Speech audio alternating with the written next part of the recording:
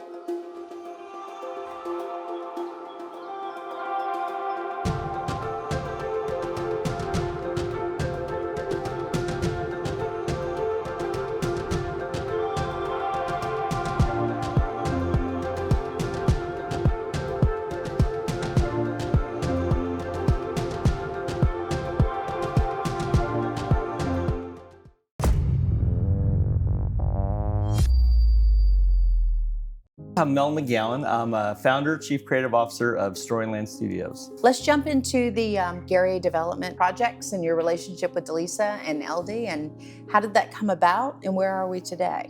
Well, we met a few years back at an international gathering called the International Amusement Park and Attractions Conference, and just happened to get to sit next to him. Actually at a lunch that probably neither one of us should have been at.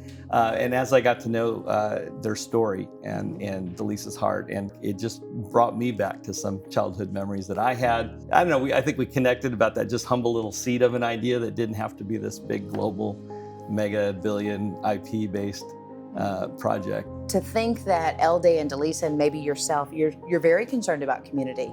How is grandma and grandpa going to feel when they bring their grandchild in for the first time?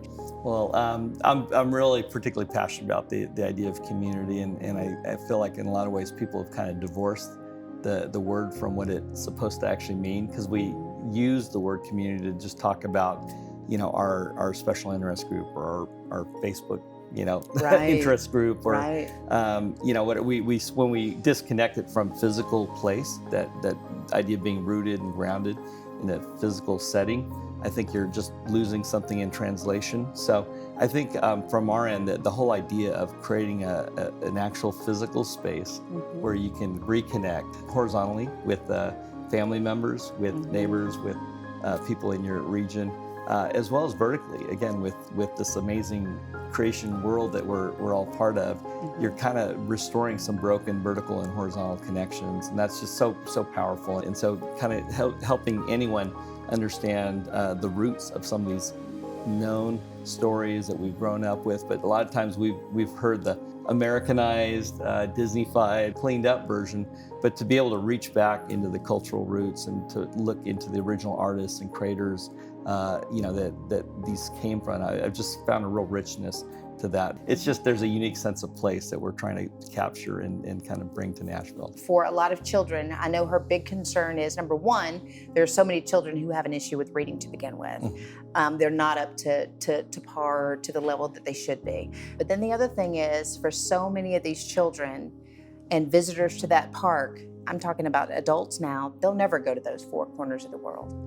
That's their chance to experience what the rest of the world offers. And that's a huge weight for somebody like you. It's like, how do I ensure they get the best parts of all those places? Do you take that into consideration and to heart? Well, yes and no. I mean, obviously, we have a number of team members that actually worked on things like Epcot, you know, in Florida, which is very much a permanent World's Fair and very much has that grand idea of giving you that world tour as you walk around 1.2 miles around that World Showcase Lagoon. You know, I think in our project, it really is almost, I think of it as more like a sampler platter, or it's intentionally small for families to be comfortable, and by focusing on kind of stories that have stood the test of time, you know, that means inherently that, you know, you're reaching pretty far back, and you're also doing it through the layers of artists. So that's kind of more what we're going for, is more of a very much stylized and really reaching back to the original illustrations and art styles and writing styles of these original authors. I think we were actually aiming higher than education. We're actually aiming for inspiration and transformation.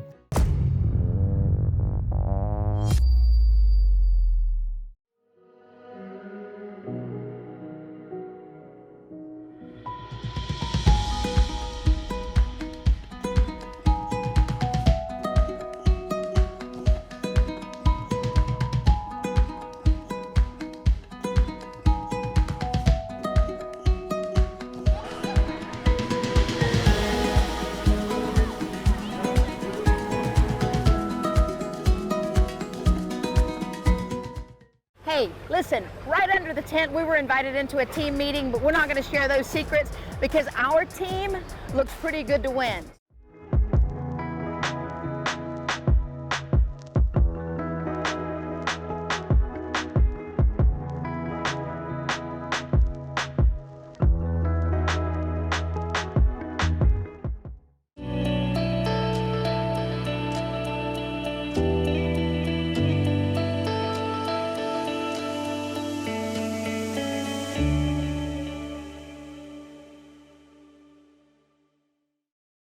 The first time she shared the idea with you, and she shared that most of it or part of it came to her in a dream, were you immediately sold, or did you need to be served up a little bit more before you had the interest? You know, I was, and again, I think one of the things that drew me to it was sometimes you're drawn to vision because of the audacity and the size and scale. Ironically, I think what I saw was this huge heart. The bigness was all about the heart and the desire to do good and to transform kids and families. But then I thought the other thing was the humility of the intimacy of that seed kind of idea, that it could be something intimate and charming and magical and discoverable. It doesn't have to compete or try to be, you know, Disney World, right, or a $6 billion Universal Park, if that makes sense. It felt like in the very center of the park, by design, you would have that one location where you could still feel that magic like you do at the castle. Yeah, we call it the Storyteller's Lodge, and it is kind of our visual kind of icon, our castle, if you will. We wanted you to enter in through, you know, because you're oriented south, west, east, and north. And so as you enter, you're coming through, you know, south of the equator through an area representing Africa. In a lot of ways, Africa, Middle East, very much the cradle of not only storytelling, but civilization in general. You know, and the idea of this kind of African fantasy Storyteller's Lodge inspiration was actually the very first drawing that was ever done for the project when we were first having our first kickoff meeting, while we were meeting and talking about the idea of grandmas sitting on a rocking chair, or people sitting around a tribal fire, a fire circle, and just telling stories that, again, are creating seeds that can form and transform people. We drew this image, almost really inspired by native kind of longhouses or kind of some of those types of indigenous structures. And we realized it could be a pretty magical indoor covered central hub, if you will, that even if it was rainy, you could just spend hours just sitting in the space, and you could really have that dome ceiling be kind of magical. You know, you might enter and it feels like you're in this indigenous lodge, but then through the magic of environmental projection and lighting, it could transform into the starlight pattern where you could have the words could come to life visually around you. So it's just that, you know, that's scene one in terms of completely blowing your mind, changing your expectation, you know. So I'd like to live in your head for a little while.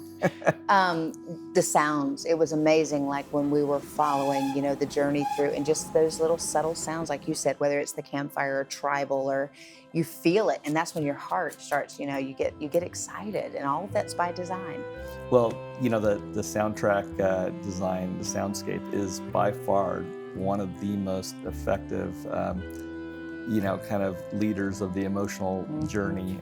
You know, if you ever watch a movie with the sound off, you realize how much they're able to manipulate you. Right, you know? right. You know, that's something we will absolutely be super intentional about. And of course, being in Music City, in Nashville. I guess the other thing, you just did such a great job of that entrance and how it made you feel. Can you talk about some of those other favorite points in the park, or what you want people to experience and see and feel? Yeah, I mean, you know, we really designed it so that as you're in that central Storyteller's Lodge, you have, you know, kind of 3 portals. You know, you'll look out to the north, and you'll look across this the 7 seas, and you're looking straight across, and the first thing that catches your eye, again, the visual magnet across the water is Rapunzel's Tower, kind of this old remnant of a forlorn castle. Really what that actually represents is the palace of Charles Perrault. So we go back to the writers from France, from the Grimm brothers in Germany, Lewis Carroll in England, and we've structured the stories around those authors. And so there's stories that you can climb through, walk through, ride through, you know, float through, and so it's just a unique journey. And you know, there's always breadcrumbs that kind of get you to go. You know, if you go to the west, of course, you're in the American West, and you're getting Native American creation narratives. You're getting Twain's territory. You've got the Tall Tales Treehouse, where you're actually, you know, climbing cables and zip lining, you know, and understanding these American tall tales. And so just every one of these diverse environments and experiences as you traverse the 4 corners of the world, we think is just all about surprise, delight, discovery, and inspiration.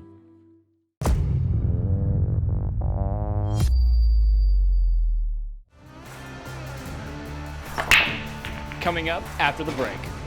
These are the baby back ribs with a little bit of mango and habanero salsa. Nice. Just enough heat to be pedestrian, but at the same time, just enough heat for people who want some. And later, Then I followed Jesus. I will hold his feet tight. Like, Jesus! Then he smiled.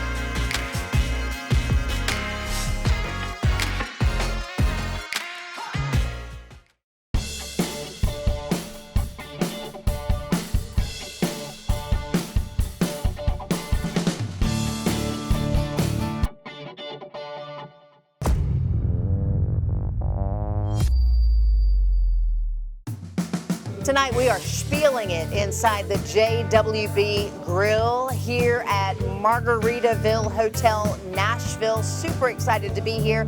Brought to you in part by Prairie Farms Dairy. So come on in.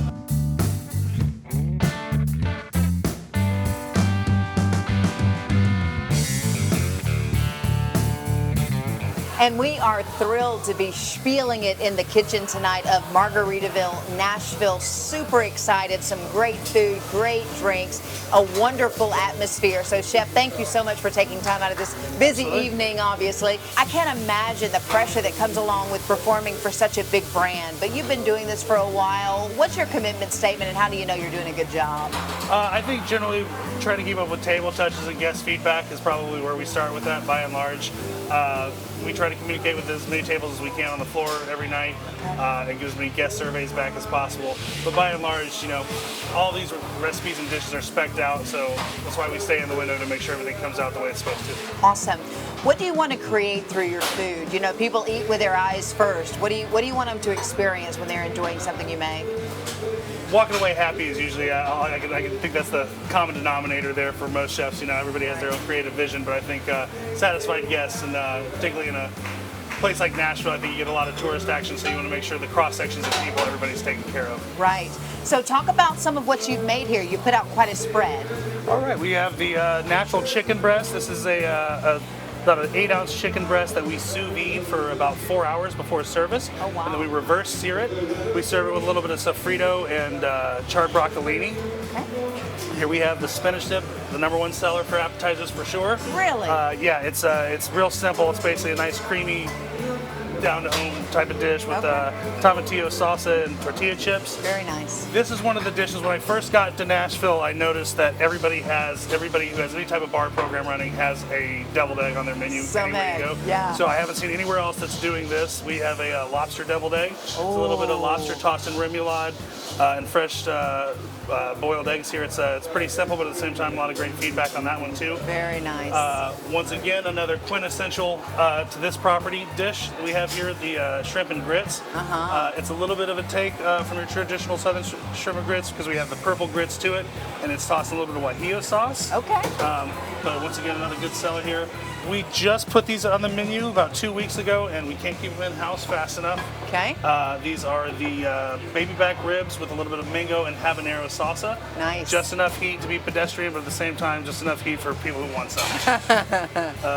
We're actually really happy we just put this back on the menu too. Oh, yes. This is a honey gem wedge, which is basically a baby romaine that we just cut in half and serve as you would like an iceberg wedge. Right. I think you get a little bit more taste as opposed you would with an iceberg. Okay. But served with Maytag blue cheese, boiled eggs, bacon lardones, and fresh shaved shallots. Very nice. Here we have a prime New York strip steak, cooked obviously to temperature, and then the potatoes, really easy. It's tossed in a little bit of butter and chimichurri sauce. And I think that's about it. Yeah, the same thing? Yeah. You know, you talked about your experiences in going all over the country and perhaps the world in cooking, and I think the common denominator that I find, chefs look for local ingredients, things that people will identify with, Right. and have that relatability. Is that something that you strive to do?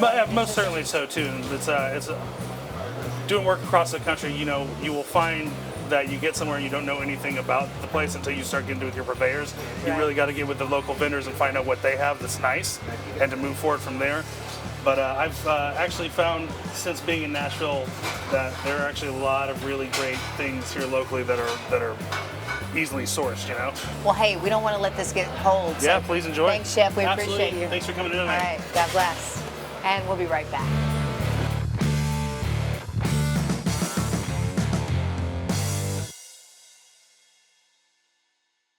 Coming up later in the show.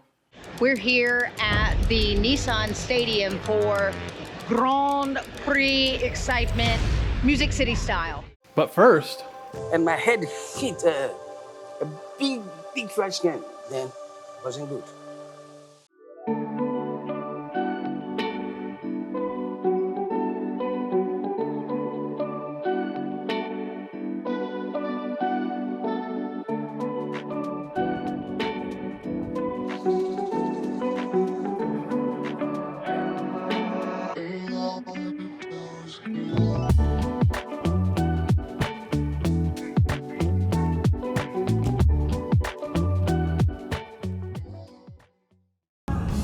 Okay, you have to start again, Ron. start what? You have to point and be cool. What's going on?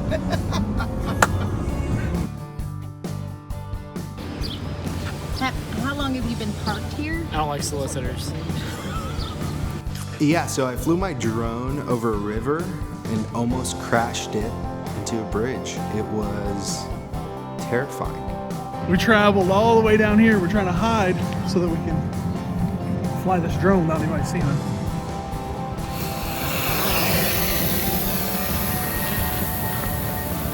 He's a little scared because he's getting pretty close to this bridge. Daniel, how you feeling? Pretty nervous. The drone is safe and sound don't know where it is though. I hear it.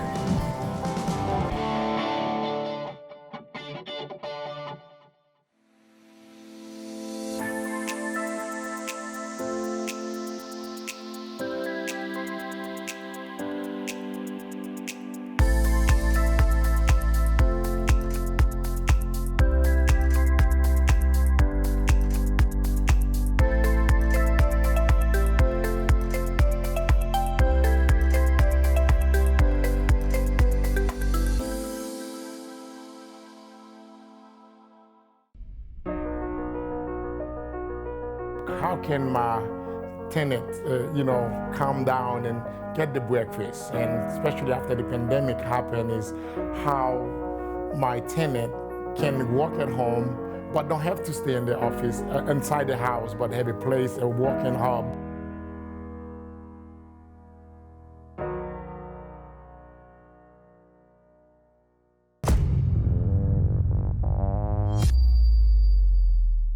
You know, I've read books before about people who had experienced some part of heaven, and God said, you know, you have to go back. You have to go back. And they're very sad when they return to the earth because there is pain, there is suffering. Yeah. But you know that one day you know where you're going. And is that what allows you to keep going in your day-to-day now? Or I came to another state, 1999. Yes. When I came, I was sick back home. Okay. But I've been feeling something in my heart, you know. Right. Yeah. Right. But they took me to the hospital, but they can't find anything. But I lost a lot of weight like weighing less than 120. And when I sleep, I can see myself by coughing. I can see a coughing by my side. I said, Then I was ready. Yeah. To because. But then we have been traveling, but our last travel was here. Okay. And I said, well, I'm sick, I'm sick. I would prefer to die back home than to come here and die here. Right. And he said, God can do anything. Then I don't know what came over him. He said, United States, they have great doctors. They can do it. And I said, you haven't been here before. Why are you talking like that? You're not. So he said, let's just go to the embassy here. And we went to the embassy about the visa. And we came here. When we came to Atlanta. Right. When we get there, I was completely down completely. And one friend of my, the leader, called, he said, nurse, just called. He said, bring Eric here to Tennessee. Okay. Here, Nashville here. Oh, so you weren't treated in Atlanta? No. Okay. Oh, no. They checked the heart. Oh, okay. They checked the heart. They Make checked sure you the heart. can They make checked the heart there. And they say, you are living with this?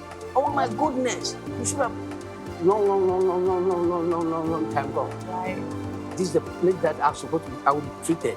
And we have a mission for me here. You know. So I was rushed here to Tennessee here, and they took X-ray and everything, and they said, they can tell, they said, you are living with this.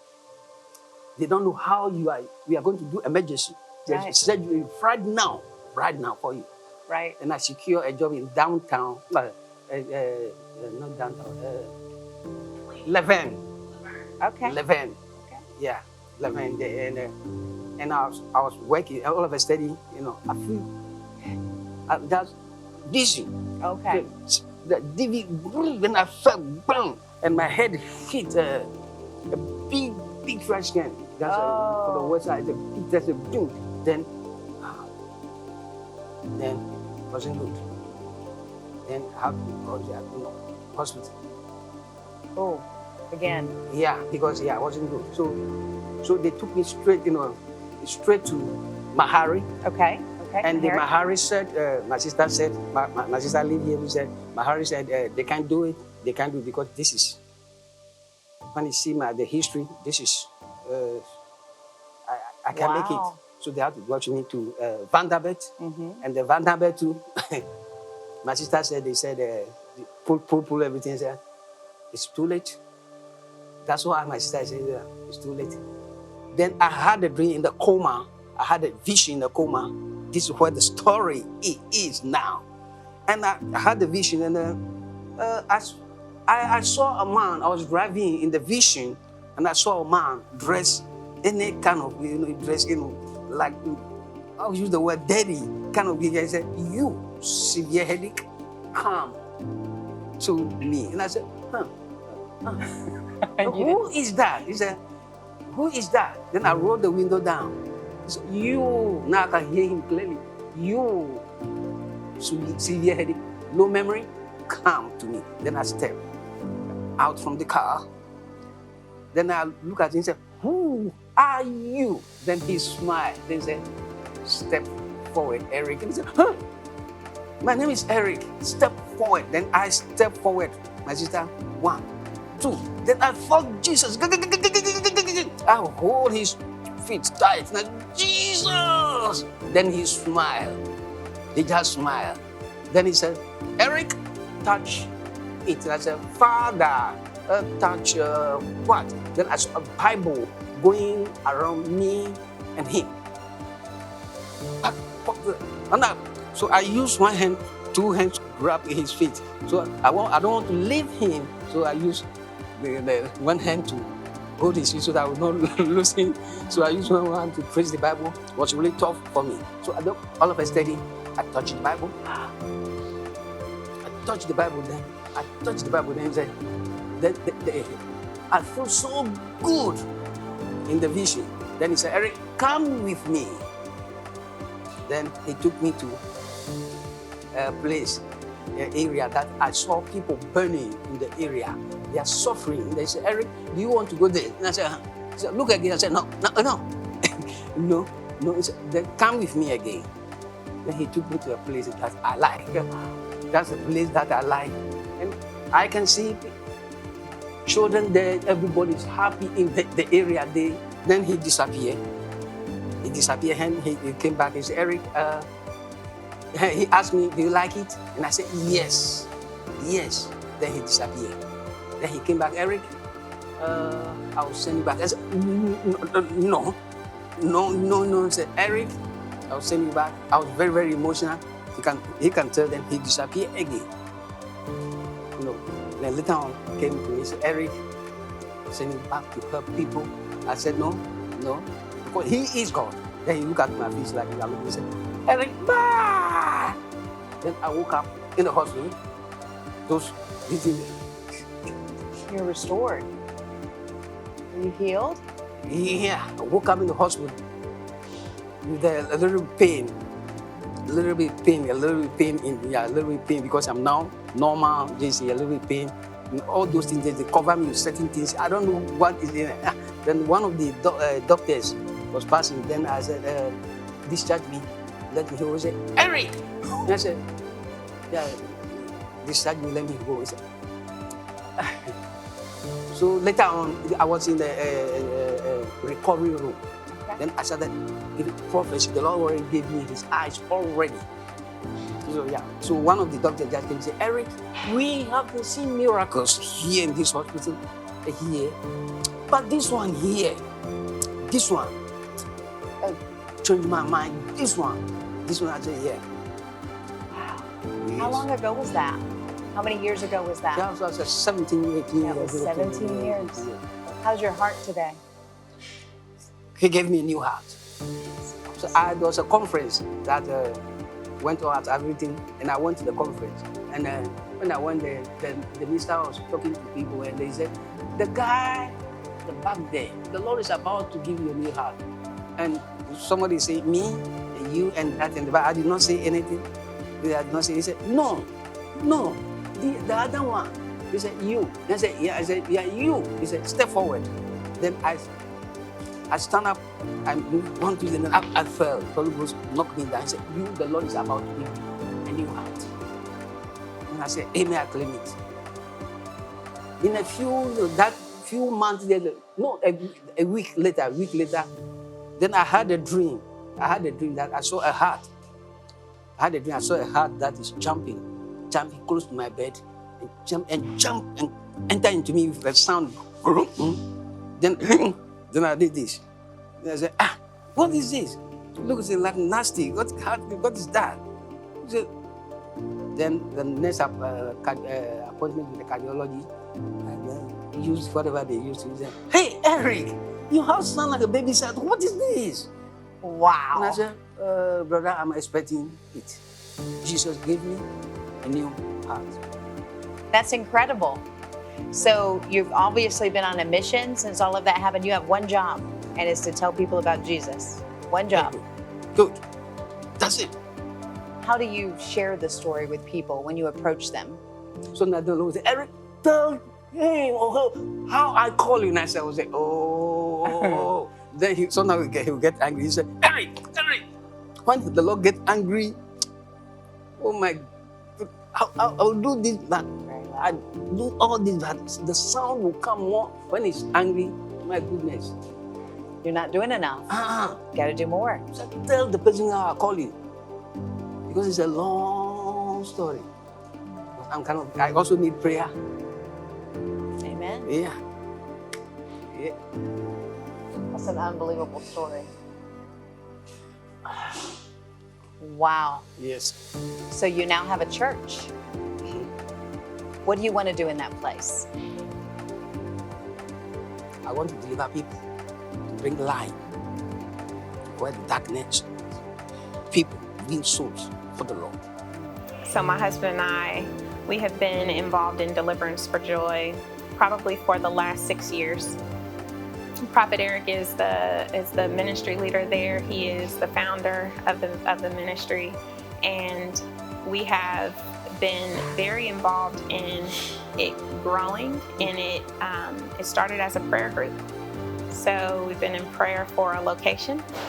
Where we were before, the Lord put us in a strip mall right in between 2 liquor stores because that's where He needed us. And thankfully, my husband and I found a church, 8,000 square feet, and we purchased that for the ministry. And to be honest, closing on that property was more exciting than buying my own home. I felt so much joy, I still do, in just having a place and providing a place where I know that His work is being done. Coming up next on The Spiel. There's 2 big issues. One, there is a huge lack of family-centered entertainment, and there's also a literacy crisis. And later in the show, I mean, we're still feeling a need for speed, not women, but vehicles, right?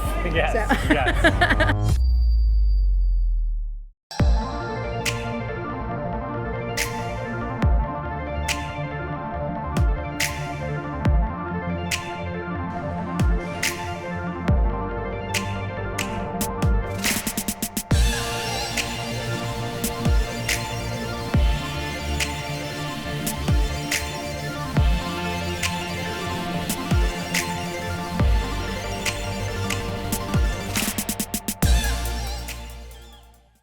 Nashville is one of those cities where just everything is just happening there. We've done a lot of great things in Nashville. It's exciting. We have already established a presence in Nashville. We've been working with some big name people who have a lot of connections, and we've been networking to build our presence even larger. It's just such an ambitious city, and you can really feel the energy.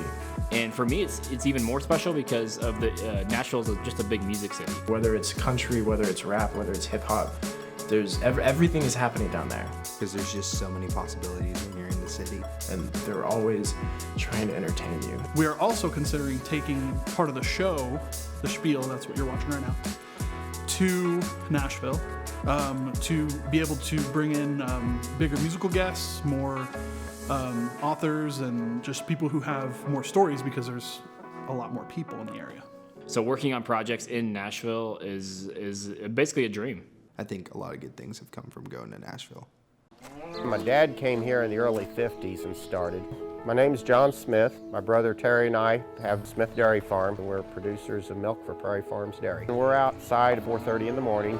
Cows need fed 365 days a year, and you learn the mannerisms of each animal. You learn who they are. Prairie Farms, they depend on us to be finished milking at a time when the truck's going to come to get the milk. We're all one big team. Proudly farmer-owned. It's part of what we've been raised to do. Prairie Farms. I am building a theme park based on stories and books from all over the world with the intent to ignite the desire to read beyond what's required in a classroom. It is difficult when you hear the statistics and you know what's happening all around you. Talk about that desire to help other children and families. Well, I think as much as everyone loves Nashville, there's two big issues. One, there is a huge lack of family-centered entertainment, and there's also a literacy crisis. Almost 70% of children are not up to grade level reading. There's research that shows that if you can get a child to read for fun on a daily or weekly basis, it will significantly impact their test scores.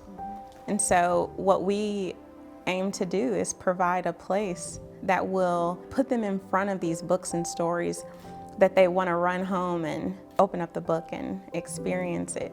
We have our nonprofit arm, which is a national literacy center, and it'll be a place where we can bring in all of the literacy initiatives and really provide a hub where the children who are underserved and who really need those things can have access to them. So book clubs, reading recovery programs, after-school care, homework assistance, everything under the sun really that can help with literacy will be there.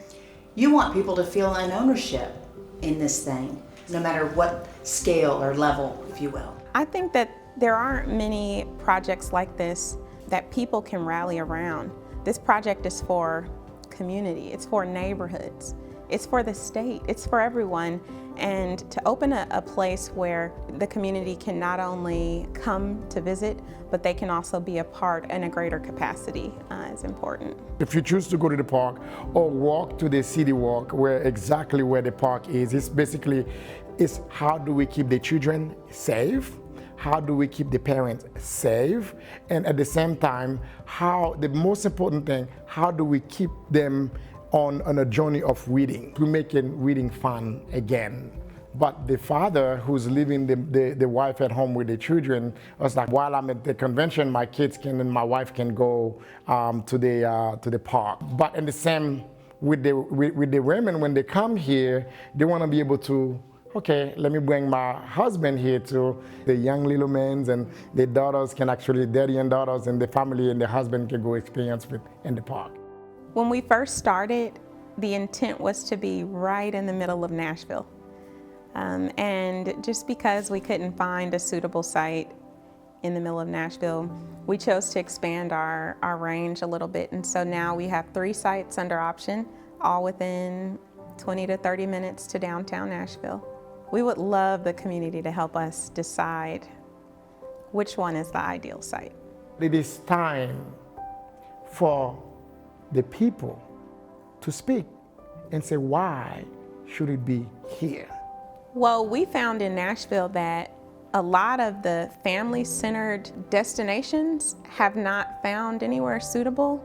And so what we want to provide is that space where it lends itself well to those adventurous, fun, family-centered places. To call it a theme park is almost underserving. That is the wrong word to explain really what it is. We really consider the park to be an organic family-centered gathering space. And so we've master planned right next to the park to be Storyville District, just for it to have all of those things that really lend itself well to families and children. It's Sugar Factory, places like that, restaurants, and that's what we envision, and that's what we're master planning for. So we have about 300,000 square feet of retail dining and entertainment planned around the park. Few hotels and resorts. We know about the need for influencers or namesakes or people who can draw the crowds. Why is that important to you to have some of those people get on board and be behind this effort? There are key people in the United States who I believe passions align so much with what we're doing. Oprah, Michelle Obama, so many, it's too many to name that I really feel like, if they could participate even just on the advisory board, just to provide their insight would be incredible. Maybe you've got somebody who wants to write a check for it all, but you don't want to do it that way. You really want people to feel like they're involved, and talk about that. So we've had the opportunity to bring on an investor or two that could write the check for the whole development, but it wasn't about that. It's about bringing in the community, because that's who it's for. It's important for who we bring to be very much aligned with our vision. For that reason, we will be willing to bring on investors and give up a percentage. One of the luxury things for the early investors, and from different level, from the one who signed the bricks, the one who get that t-shirt, all the way to the one that major company who invest into this project, where the grand opening, there will be a grand opening especially for the people who actually invest into this. Any type of way, sweat equity, anything that you want to do, any form of investment, there will be a day especially for you. Coming up next on the Spiel. What if we took the trucks that we race out in the desert, what if we kind of lowered them and we put some jumps on the Indy track?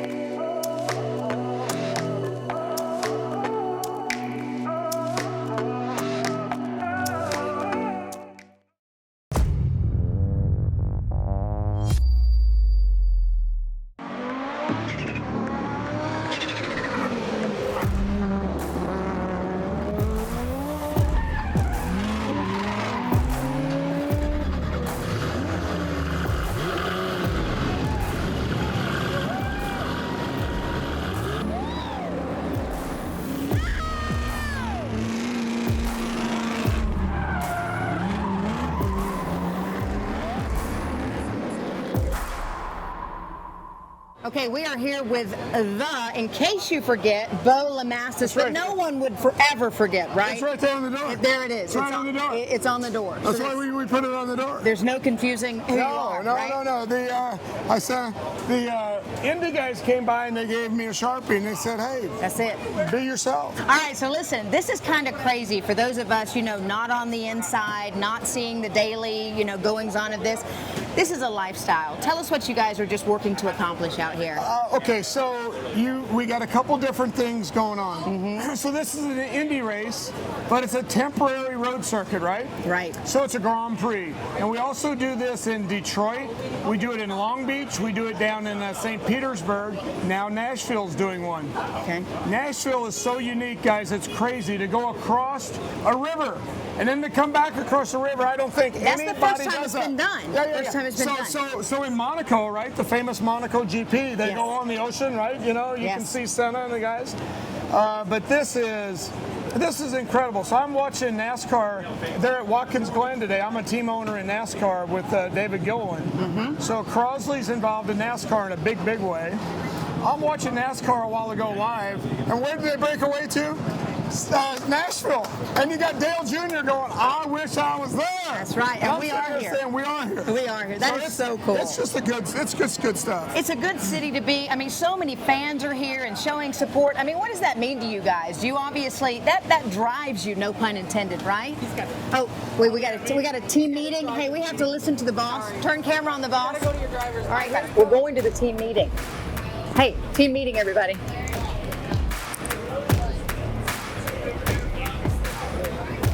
Hey, team meeting this way. Do you know you were going to the team meeting? I'm obsessed with the team meeting. All right, hey, apparently we didn't need to be in the meeting.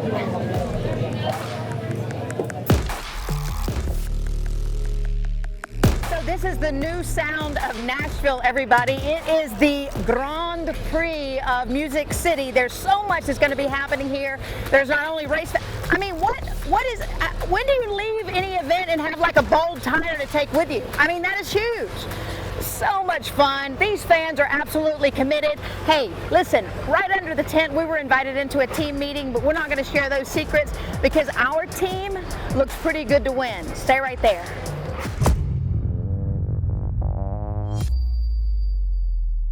We ready? We on? We're on. Okay. Spiel on. So, you know, well, like I said earlier, this is all about the indie guys. But about 10 years ago, Crosley and Robbie Gordon got together and said, you know what if we took the trucks that we race out in the desert, these stadium trucks, right, these trophy trucks. Smart. What if we kind of lowered them and we put some jumps on the Indy track? And all of us were sitting around having a beer going, wow, would that be cool? And that's kind of how this thing, organically, that's how it started. Awesome. And now it's matured into this Crosley stadium truck deal, and with Robbie Gordon's help, it's crazy good. So you watch today, this crowd will go, they'll love it. They go nuts. Now the Indy stuff, come on, they're going 220 mile an hour. We're probably going 140.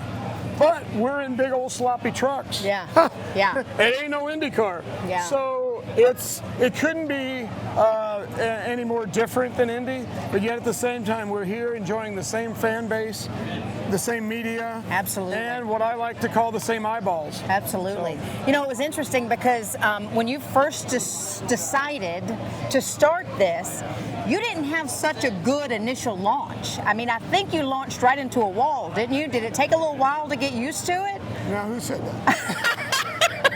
Yeah, no. I read a while ago. Yeah. It's been a while. No, so my first race in this deal was down at St. Pete. Mm-hmm. And for some reason, I missed Friday's practice. And on Saturday, there was straight to the green. Right. I had never jumped a truck. Tougher than it looks, huh? Tougher than it looks. So it was a pretty tough initiation for me. Yeah. Because, hey, it just was. I got out there. I didn't know if the track went left, right. I knew nothing. Right. And on the first straightaway, I passed two guys. Not awesome. Smart. Awesome. So then I got myself into a bad situation and, went boom. But you know what? I think that helped me in a big way. Absolutely. You know, I see where you're showing so much love and support to these other guys, and you talked about going through it yourself. You wouldn't put any of those in a situation that you wouldn't be in yourself, and at the end, you're all here to win and win together. We're all here to win, but at the same time, you got a bunch of very experienced racers. These guys are all really, really good. I'm lucky to even be in the field. But my point is, nobody's going to do anything stupid. Like today, the last thing we need to do is go out there and crash. Yeah. We don't have spare cars. We're not NASCAR. No. So, and trust me, these walls don't move. They don't. They don't. They just don't. They're concrete and they're angry. Yeah. They're angry. You just touch these walls, it hurts. Hey. So the key is to just relax, have good laps, build good speed, and maybe with one or two to go get somebody. Go get them. Go get them. Can I drive? Yeah. Here, Robbie, don't care. Get it. All you do is put your foot here. Okay. Now, watch this. Okay. Left foot on. Okay. Right foot in. And now you're in. Right? Awesome. That is good. That's it. But I would be missing a serious piece that I need right there. I need that steering wheel. Okay, we need the steering wheel. I like to keep the steering wheel handy in case I want to you throw never it. know. You never know. You never know when you're going to need it. You don't. So you do this, see? Okay. You do that. Look at that. You do this. You pin you up, then you're off to the races. No pun intended. That's great. That's great. You know what? Because I want you to have a vehicle to be able to race in, I don't think I need to drive after. After the race. Maybe tomorrow. Maybe tomorrow. Maybe tomorrow. After you win. Maybe tomorrow.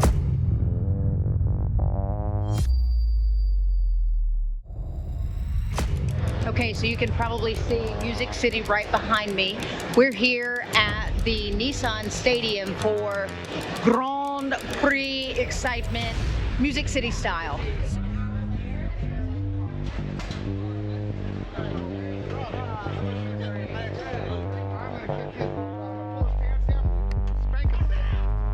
you get the really fancy truck? You know, sometimes you're the lucky one, sometimes you're not. You know, pretty cool that Tootsie's came on board here. It was a fairly last minute deal. We designed it about a month ago, and on Thursday it's like, hey, can we do that truck? So pretty cool that Steve wanted to be involved with the event. What a great event here in Nashville. We're super excited to be here with Stadium Super Trucks. And we got race 1 coming up today. We got another race at 1 o'clock, but today's race is going to be pretty epic. Very cool. Thank you. All right, you guys may recognize this gentleman is just a really good looking guy, you know, kind of fell in love, did all that kind of stuff right in front of us on television. But now, ladies, he's off the market, he has babies, so we're on to other things. I mean, we're still feeling a need for speed, not women, but vehicles, right? Yes, yes. No, I'm really excited to join Crosley and their 5-truck team here with Bo Lamastas. Yes. I've been racing SST since 2013, since it started, so I'm one of the veterans, I guess, if you'll have it. Yes. But it's awesome being here in Nashville because an amazing event, a huge crowd on hand, so we're excited to put on a show. Yeah, no doubt. And okay, this is not uncommon. It's still very cool. It's a wonderful show. What's the gist of it, and what are you tasked with doing aside from winning? Like, get us to that finish line and winning. Yeah, what do we have to do before all of that? Well, SST is really unique. So basically, the fastest driver starts last. Okay. It is a lot of prize money to win and not a lot of prize money to finish second and third. So there's a huge incentive to win.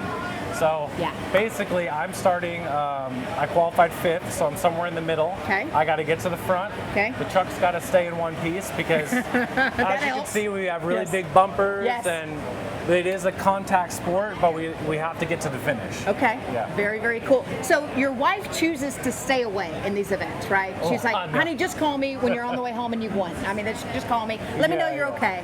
Yeah, you know, the kids say hi. She basically used to come to all the races, but now we just have twins, and it's a little difficult to travel. It is. She said, go have your guys' weekend, have a lot of fun. You'll have a lot of diapers to change when you get home. There's and payment then for that. she'll get a girls' weekend next weekend, That's and awesome. then we'll be even. Now, you come from a long line of people needing that, you know, just to get behind that wheel and drive really fast. Talk about your lineage in racing. Well, my dad is a 2-time Indy 500 winner. Yes. And then I drove IndyCar for a really short amount of time. I drove Indy Lights for a long time. Very nice. But I've been racing basically since I was 10 years old. So this has been my passion. And now it's not really in my career. I don't do it as often as I normally would like to, but I'm transitioning into, I guess, retirement. But I still love to come out and race. I still win. So as long as I'm winning, I'm going to keep racing. That's awesome. Is there anything else you want your fans to know, or, you know, just maybe thank them at this point? I mean, I just say, you know, thank you guys for watching. Check out more of Stadium Super Trucks. Check out Crosley Brands. They're a great company that's supporting this series, and hopefully we see a couple of these trucks on the podium this weekend, and that's about it. I like that. Thank you so much. Yeah. It was a pleasure. Thank you. Appreciate it. So anyway, a guy by the name of Tony Cotman, responsible for coming up with this track, which is unprecedented, taking drivers over some water, which I don't know how smart that is if you're going like super fast. But anyway, we're about to watch these trucks go out and do something fairly comparable, traveling at speeds of more than 100 miles per hour. And, you know, may the best driver win. It's recording. 5 minutes. I think they're going to move soon. They're going to move? Soon. Is he pumped? I think he's pumped. Does he have a steering wheel? He looked like he was serious for a second, and then he started smiling, so I think he's good. Okay, good to go. It's going to be great. Gotta get this cushion underneath me back.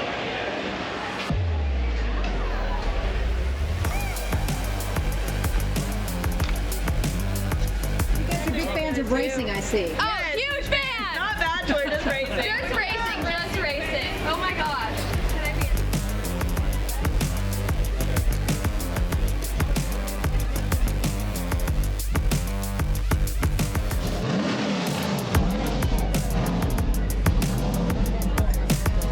I'm gonna pull on out to the grid and get to the grid. All right, we're going green.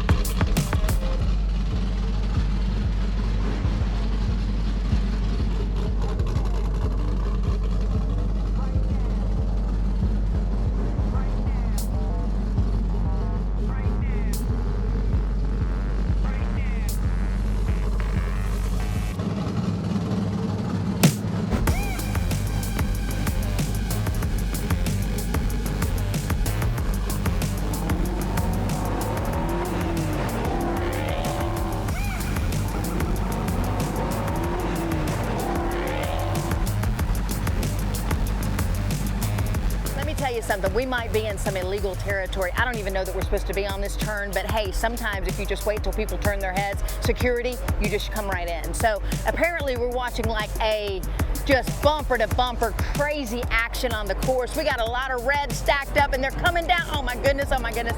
So listen, we need red to be in the front. They've been clustered. Okay, okay, oh.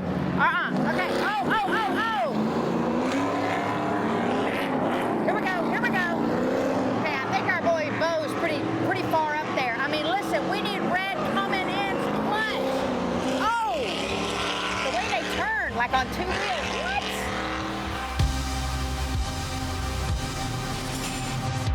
What?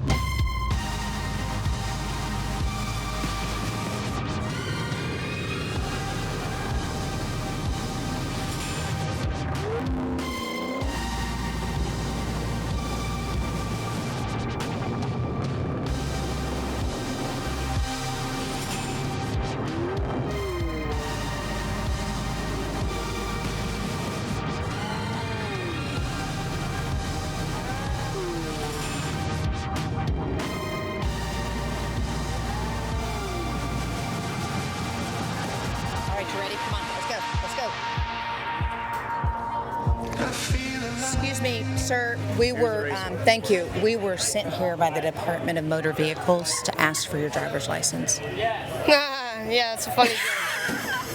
No, I'm just kidding. Good job out there. How'd it feel? Felt really good. The truck handled really well. This was Matty Brown's truck. He won the championship in, won all the other races in this year. Sheldon Creed had this truck. A couple other guys had this truck. It felt really good. Hey, who was the annoying dude in the Tootsie car that like... That was my dad. Oh, yeah. He's fine. He just booked. What? Like, I mean, you're like, hey, Dad, you know, I mean, what, did you do this trying to run your dad off the track?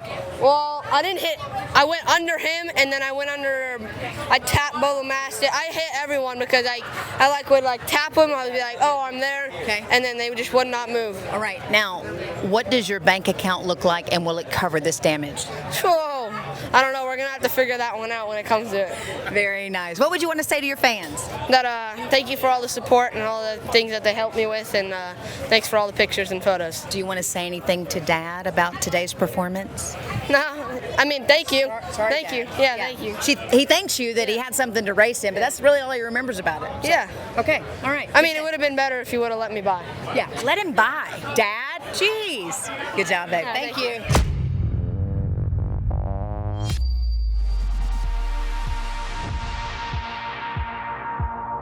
I feel